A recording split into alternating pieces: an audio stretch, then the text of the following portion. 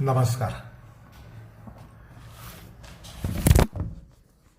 Welcome to this session.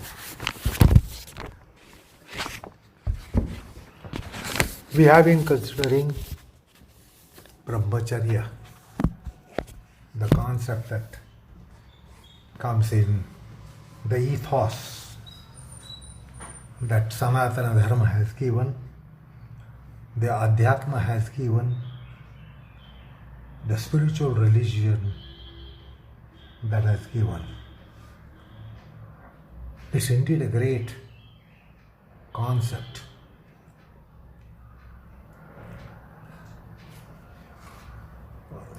Brahmacharya, in the sense, rarefied sensuality and sexuality, greatly contributes to typical facet of human psyche, which is creativity. So we are going to consider that particular dimension of Brahmacharya, which is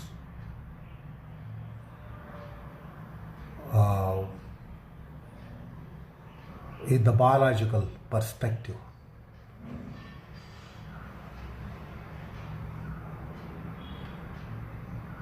The human embodiment has dhatus.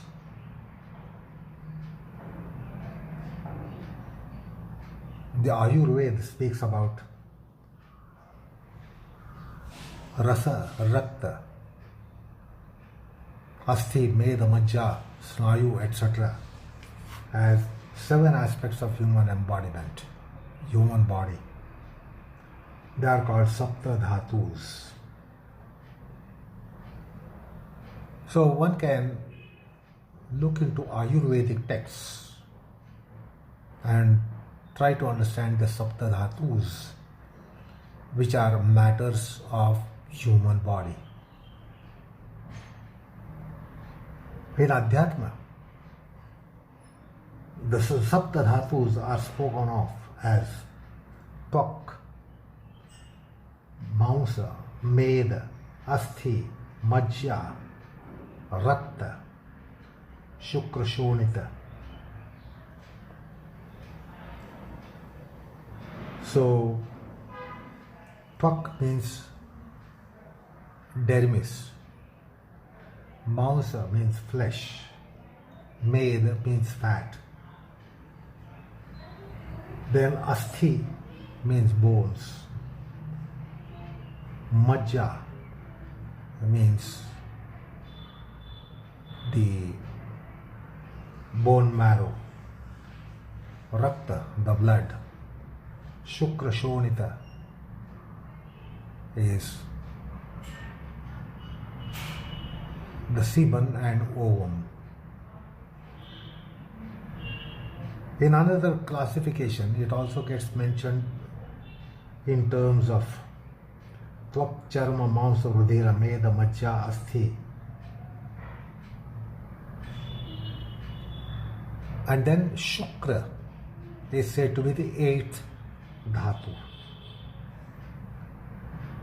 Shukra has been considered as the 8th matter of body. And that is quite interesting. The Shukra is said to be a final product of the food that mankind consumes. As a matter of fact, all these dhatus are turned out by food, and this can be easily understood. The skin, flesh, muscles, bones, tissues, cells, or as we just now quoted, Twach, Charma, Mamsa, Medha, Asthi, Majja, Rakta, Shukra, etc. They are all turnouts of food that man consumes. So apart from Sapta Dhatu spoken of in the Shastras, there is also mention of Shukra as a eighth Dhatu. And this Shukra is an interesting concept. It is interesting to note from Charaka Samhita of Ayurveda that Shukra Dhatu is essence of all food that mankind consumes. It is the essence of all food. Hypostatization of all food, which is taken in a solid form, liquid form. And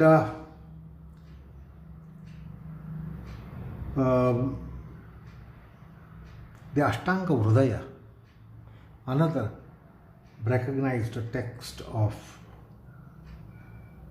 Ayurveda, it says that this Shukra Dhatu, the particular kind of keel in the body, chemical in the body, with a dissipated mind and with sexuality bubbling up in the mind, it is converted into another substance called Retus. The Shukra itself is Retus. The Shukra Dhatu is all over the body, all over the embodiment. But when there is a Brahmacharya, in the sense of sexual arousal in the thought, the Shukra Dhatu is converted into what is called as Retus.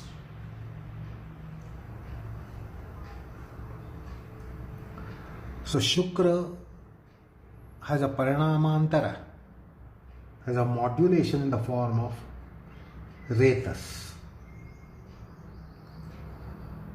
And now this Retus is that kind of substance which flows into generative organ.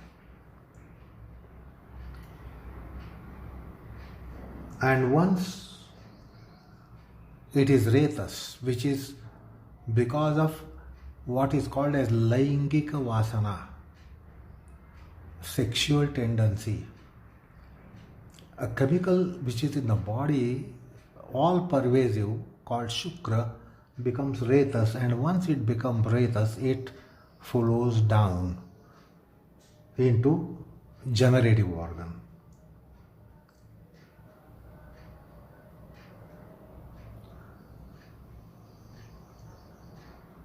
And therefore, what is called as Shukra nalika in male sex organ, it is actually filled up with Retus. And once it becomes Retus, it has to escape from the body. It doesn't stay in the body. What is called as seminal discharge. And once it becomes semen, the semen will not stay in body. It is a product turned out in body because of sexuality, Laingik Vasana. And then once it becomes Retus, it has to find its way out from the body.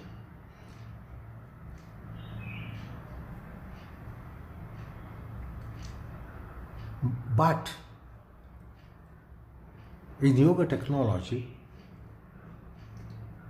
the Retus can be drawn up.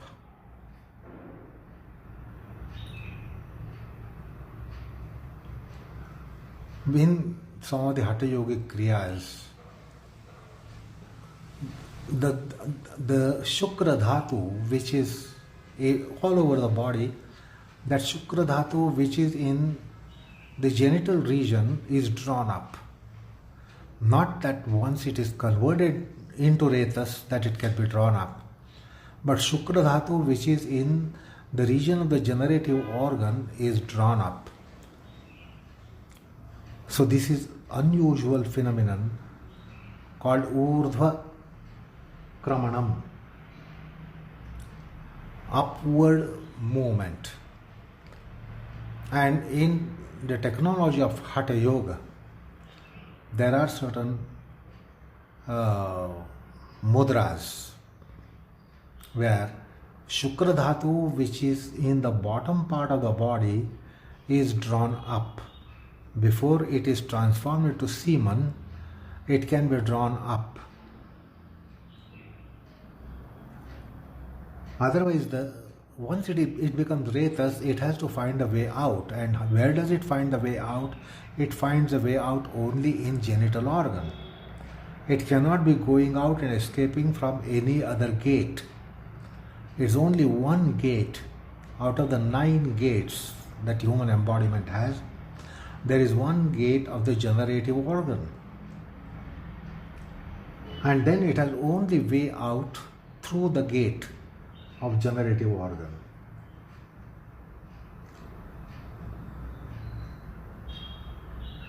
So, once it is converted into Retus, the Shukra becoming Retus, there is no chance of it being drawn up. But before it is converted into a different substance called Retus, which is semen, it is drawn up through some of the kriyas of Hatha Yoga, such as Vajroli, Sahajoli, Amaroli. Anyway, that is not the point for discussion for us today. What is to be conveyed here is the Shukra Dhatu can be drawn up. And drawing the Shukra upwards, Urdhava Kramanam, is another name of Brahmacharya. So Shukra is prevented from being made or converted into Retus by the Brahmacharya Sevanam, Brahmacharya Palanam.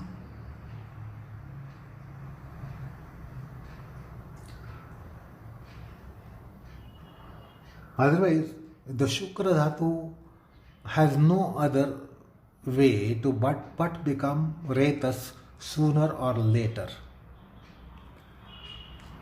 The Shukra Dhatu must be drawn up. So it is not just preventing Shukra from becoming Retus is Brahmacharya, but before Shukra becomes Retus, drawing the Shukra upwards, the Urdhava Kramanam is to be understood as Brahmacharya Palanam, Brahmacharya Sevanam. So biologically it should be understood that Shukra, rather than becoming Retus, and if Shukra is not drawn up by Brahmacharya, sooner or later Shukra is going to become Retus. And once it becomes Retus, it finds its way out from genital organ.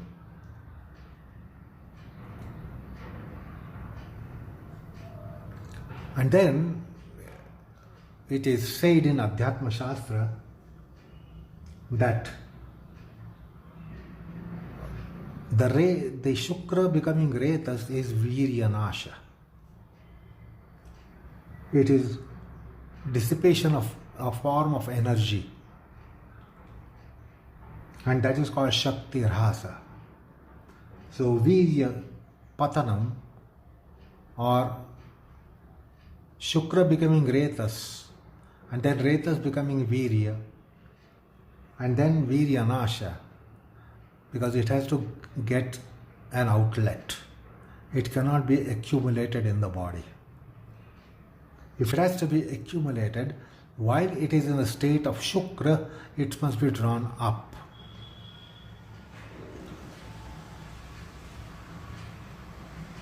And that is why it would augment and escalate the virya prapti. So this virya has another connotation there. Like often this is a predicate given to Hanuman, Viryavan. So this is because of Brahmacharya that it is drawn up, Shukra is drawn up. And in yoga terminology, it is called Urdhava Retus. The Shukra drawn up means it is called Urdhva Retus.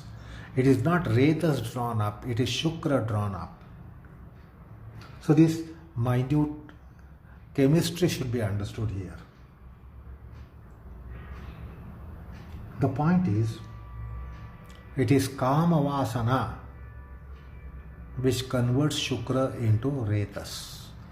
And once it is Retus, it must go out of the body. So it finds a discharge, and that is discharge of a form of energy. Now if this energy is not discharged, then it is only by drawing it upwards called Urdhva Retus. And the yogis are described as those who are Urdhva Retus. That means they draw the Shukra Dhatu up by their Brahmacharya sadhana, by not giving room to Kama Vasana, but being in Dharma Vasana.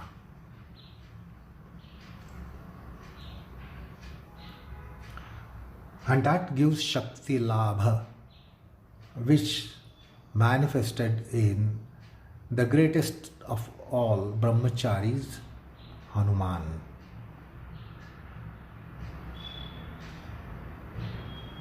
So what is hinted here is to discourage the Kama Vasana by any form of stimuli.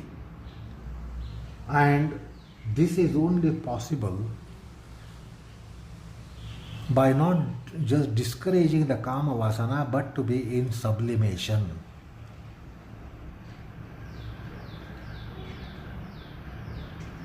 So when the mind is in sublime state, that is an aspect of Brahmacharya sadhana.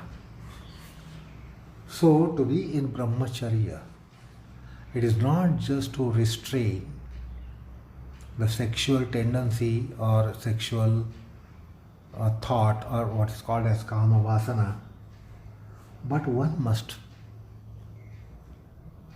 have higher Vasana, Shubha Vasana, Dharma Vasana. So when the mind is taken on a higher pedestal than the what you call Stasi, then that is Brahmacharya sadhana. So Brahmacharya sadhana is to be in sublime practices, in sublime conduct, in sublime body chemistry, in sublime mind chemistry.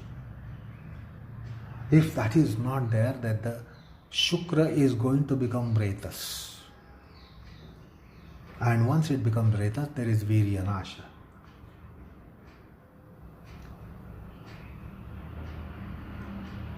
So therefore, yoga technology and philosophy says that Shukra is Hridayadhina. That means it is completely in control and governance of the heart. Which is this heart? It is not coronary heart. Because our Kamana, Vasana trigger in that mysterious heart. So the reference is to that heart. And it is said that Shukra is Hridayadhina, Hridaya Adhina. It is under control of this heart. In simple words, Chittadhina. the chitta losing the sublimation, then Shukra would become Retus. And therefore, in Adhyatma, one should understand the supremacy of Hridaya Sthanam in Adhyatma sadhana, Paramartha sadhana, and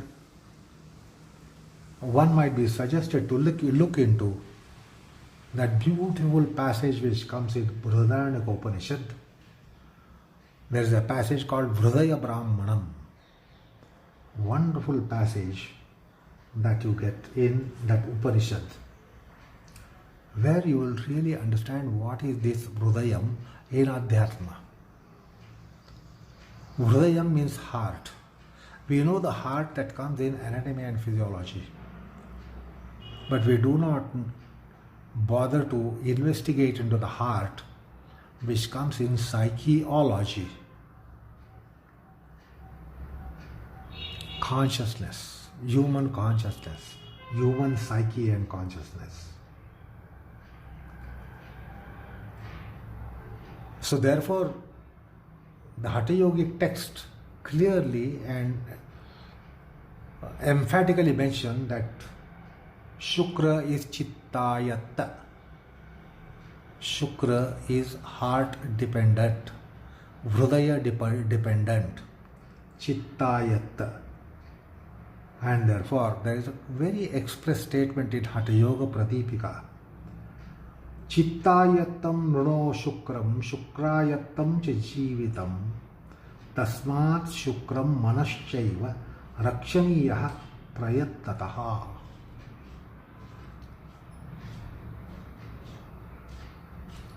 The Shukra depends upon Chitta, and the Chitta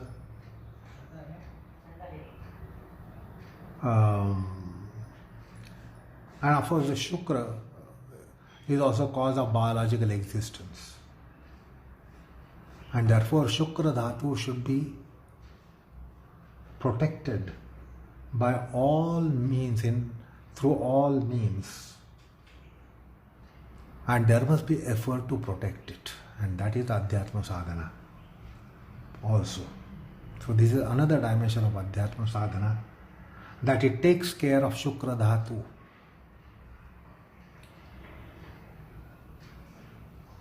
Now, as we just now got the information from Ayurveda that Shukra Dhatu is essence of ahara, all the food intakes. It is sum of all, or substance of all, or hypostatization of all human intakes, the form of food. Essence of all food is the Shukra Dhatu. Now this ahara, the food, is object of rasanendriya. The food is very much the object of gustatory organ. So our liquid or solid food, the intakes, have a lot of governance of the tongue, the gustatory organ.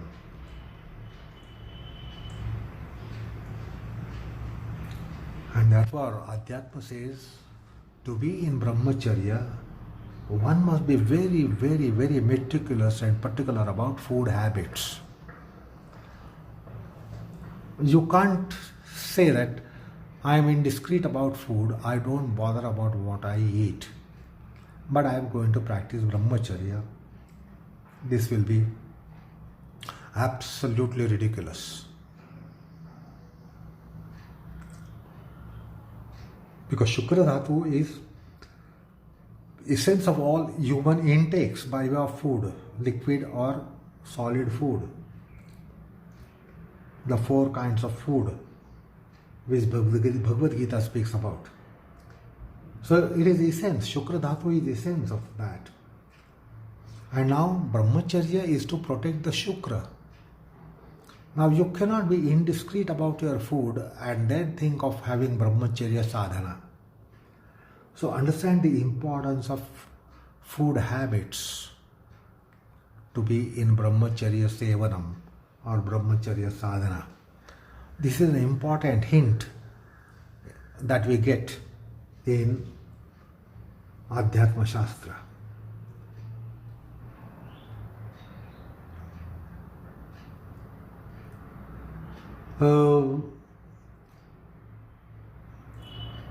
The body, mind, senses, mind, psyche, consciousness, intelligence, emotions, they all thrive on food.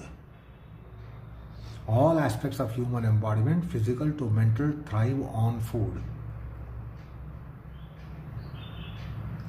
And therefore in Adhyatma there is a unique dimension of Ahara Shastra, not as it comes in dietetics, which only considers the human body matter.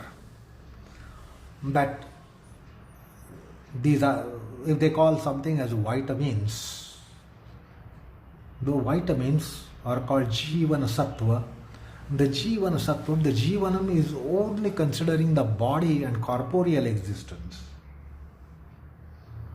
So the dietetics of our times only speaks about the food, nutrients and body matter, by telling us this is good for skin, this is good for flesh, this is good for muscles, this is good for bones. All body matters. But in Adhyatma, the Chaitanya is most important thing considered in dietetics of Adhyatma.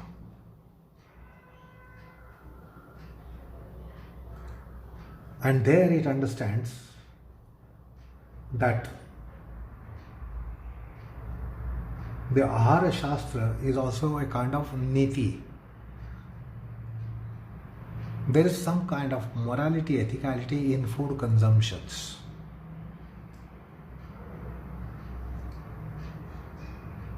If one wants to have evolved state of consciousness, the udattata, sublimation of vichara, sublimation of manasikata, buddhikata, and the very chitta and consciousness, one should understand the importance of food. So this dimension should be taken into consideration, that in Brahmacharya Palanam, Brahmacharya Sevanam, what you eat and drink is very, very, very important for your ingestive organ. What you eat for your mind, ahara for your mind, ahara for your senses is also important. By this time you should be clear about the concept of ahara, which comes in ahar, vihar, achar, vichar. Ahara is not only the food that is cooked in kitchen and then we take it on our dining table. The food is also in the form of intellectual food, emotional food. So food for senses, food for mind, psyche, consciousness, intelligence is also counted in dietetics. So what you eat through your mind, for your mind, what you eat for your intelligence, for what you eat for your buddhi, bhavana, what you eat through your senses is all important. So the Adhyatmic dietetics considers what should be your ahara, not only ahara of the corporeal body but also of your senses, of your mind, psyche, consciousness, bhavana, buddhi. So that's what is the concept of ahara in that quadrate of ahar, vihar, achar, vichar.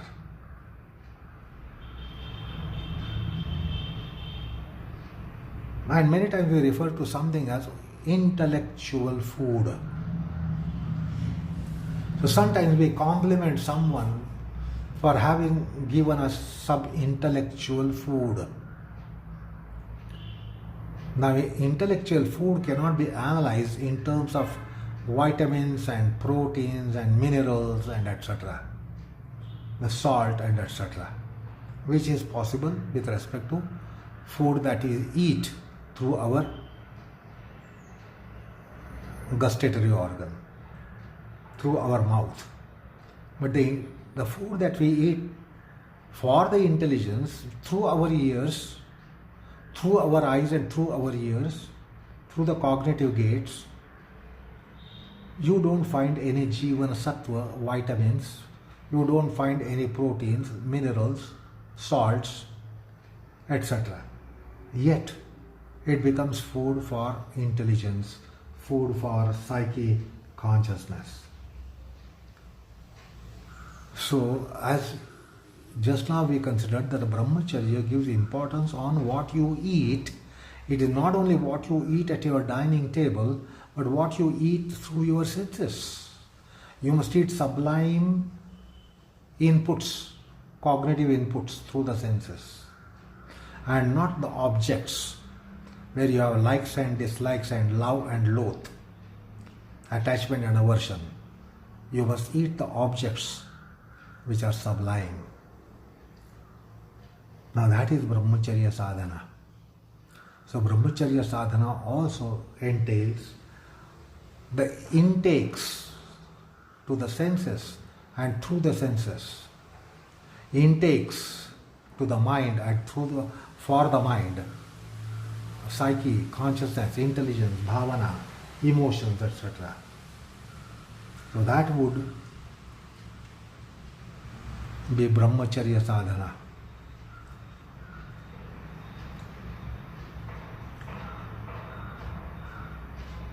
Now usually we refer to intelligence of a person that somebody is less intelligent, someone is more intelligent. But when it comes to jnana, I mention the jnana in quotes. It depends upon kanishtata and shreshtata of Shukra.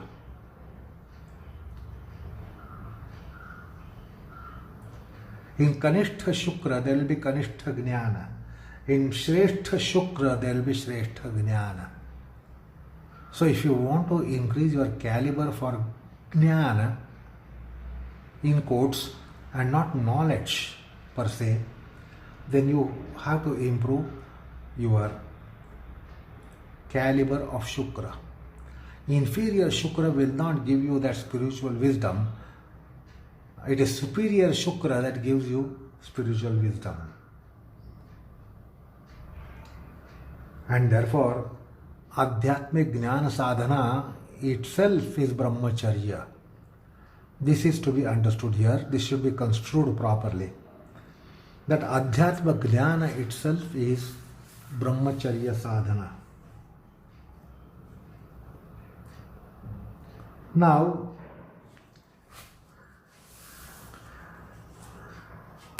we have two kinds of creativities.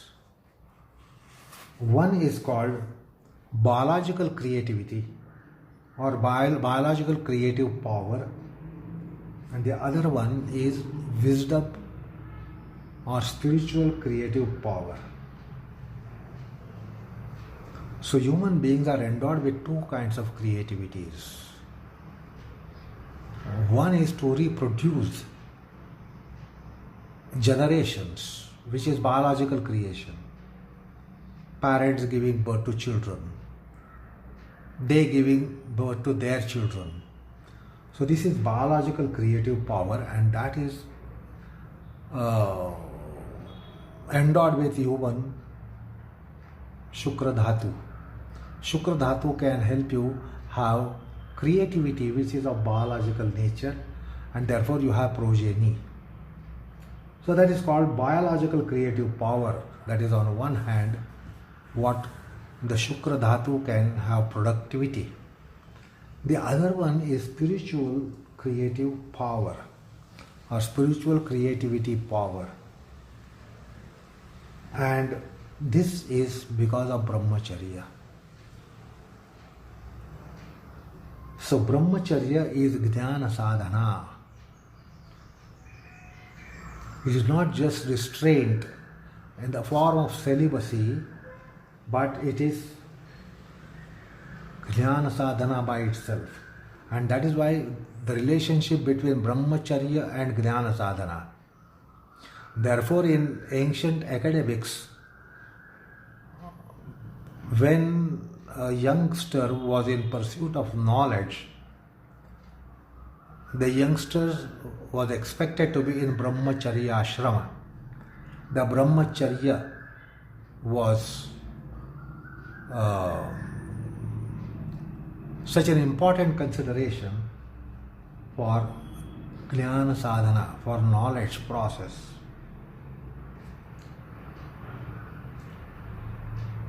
So as we spoke about the eighth dhatu, the Shukra, when it doesn't become Retus, Shukra becomes ojas. So this is another concept that comes in the science of yoga.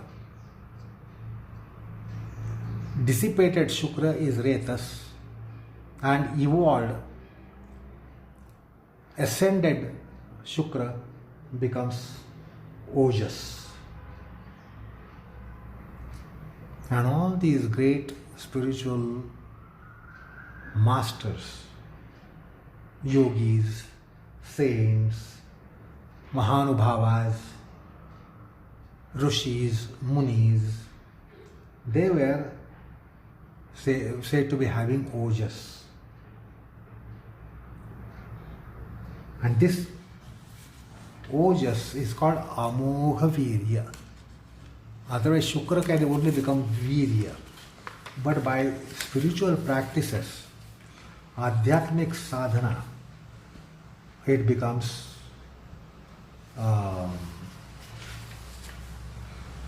amogha virya.